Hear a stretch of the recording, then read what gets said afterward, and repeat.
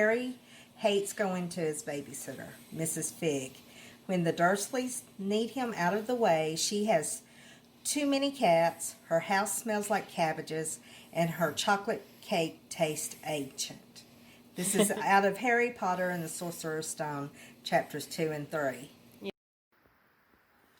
Hey, this is Heather from Pixel Gamer Girls, and today we are going to be making old-fashioned chocolate buttermilk sheet cake from the Unofficial Harry Potter Cookbook. And Tanya is here, and we'll both be enjoying making this recipe. Okay, the first thing that we will need is 2 ounces of bittersweet chocolate. Yep. Then 1 tablespoon of instant coffee. Nice. 1 1/4 cups of boiling water, which is on the stove. Yep. 2 3/4 cup of all-purpose flour. Yep. 2 3/4 cup granulated sugar. 3/4 cup of cocoa powder. I was about to say 1 3/4 cups. No, you don't need that much cocoa powder. No, that would be really cocoa-y. 1/2 teaspoon of salt, 2 teaspoons of baking soda, and 1 teaspoon of baking powder, which I combined already in this little glass. Yeah. A cup of vegetable oil. We use canola oil, but it's what we had. It's what we like. I like the canola oil better. 1 1/4 cups of buttermilk. Yum. 4 large eggs. And 2 teaspoons of vanilla. Sounds good. First off, we're going to preheat the oven to, what is it? 350. Alright, push start. Yep, it's grease and floured all over inside. The first step is to place the chocolate and the coffee in a bowl together. And pour your boiling water, which is, it's very hot. You can tell, steam. Yep. Oh, it's hot. We're good. Let's see. Pour the boiling water over the chocolate and coffee. Whoa, it's like chocolate coffee. Okay, that was the lamest thing I've ever said. Oh, it smells so good. Damn, it does. We have to let it stand for 5 minutes. Alright. Okay, the chocolate, coffee, and hot water, you whisk it until there's no chunks. It's all mixed up into a nice, pretty chocolate coffee scented goodness in this. It smells so good, I just want to drink it right now. Yeah, I know. We're going to have to make a batch of it just to drink it. Oh, that's going to taste so bad. It's so bitter. This is just plain bitter chocolate and coffee and water. So it is going to be really bitter. Okay. And the next one would be combining our flour, our sugar, and basically just our dry ingredients. The cocoa powder, the baking soda powder mixture, salt mixture. And then we will put them in the mixing bowl and blend them up. Alrighty. Okay, those are the dry ingredients. And as soon as I get a plug in, I will take the mixer and mix them together on low so that you're not spewing powder everywhere. Yeah, that would be fun. That is our dry ingredients mixture. Okay. Now we add the oil and the buttermilk to the dry ingredients.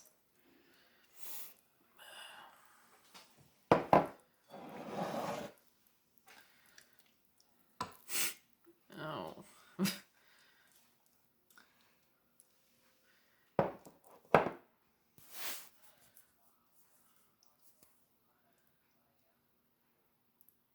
I'm trying to see, okay. All right, we add those to it, then we blend. We do not put the vanilla or the eggs in yet. Nope. Okay, after you put the oil and buttermilk into the dry mixture, you're going to come up with something like this. Yeah. It's going to be fudgy looking. Really thick, not very easy to stir. It is actually very dense. Yeah. And then we will add the remaining ingredients, which are the eggs, the chocolate, and the vanilla. And we will blend those. Okay, this is after we add the eggs. Looks a lot more like cake batter. Remember, add the eggs one at a time. Beat it in between each egg. And you'll see there it's starting to look like cake batter. Yeah. Now it's time for the chocolate coffee mixture. Be very careful because this will slosh around. And when you put it in, it is going to be like super watery. And make sure you get all the good chocolate out of the bottom of the bowl that might have been sitting back there. You know, because don't waste chocolate. That would be a crime. That is punishable. There we go. So we're talking about Azkaban time. Exactly. Yeah. Yeah. And then when you add the chocolate, after you mix this, then you will add the last ingredient, which is the vanilla. Okay. But we have to mix this chocolate into the mixture first. Alrighty. Go. Okay, final step. We will pour the cake batter into the prepared baking dish. Now, after you pour all the ingredients in, the cake batter will be pretty runny. Yeah. It's always best to just take your spatula and scrape the side of the bowl, which I can't do this without blocking the camera. No, you're not actually. Okay. Because you have all that goodness that's down there in the bottom of the bowl, which is all that chocolate. This is like extremely rich in chocolate. It says in the book, in the recipe, that you will have quite a bit of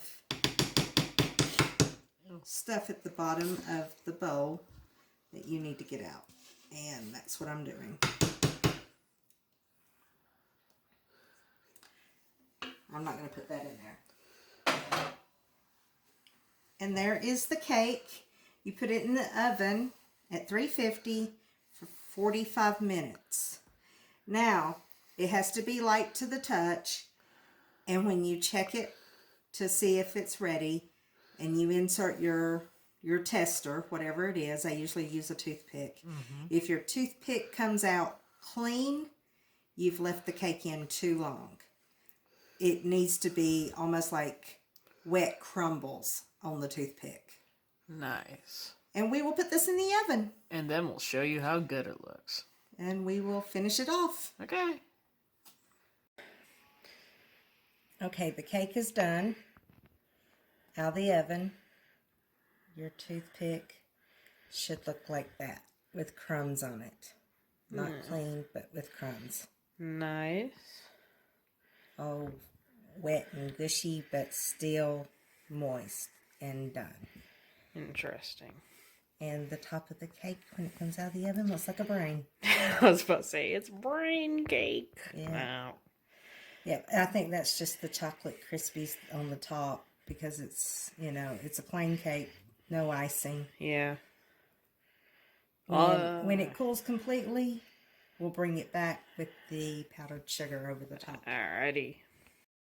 Okay, now that the cake is completely cooled, you can take confectioner sugar, powdered sugar, whatever you call it, and sprinkle the top of the cake. There is no, like, creamy icing because it's supposed to be an ancient chocolate cake.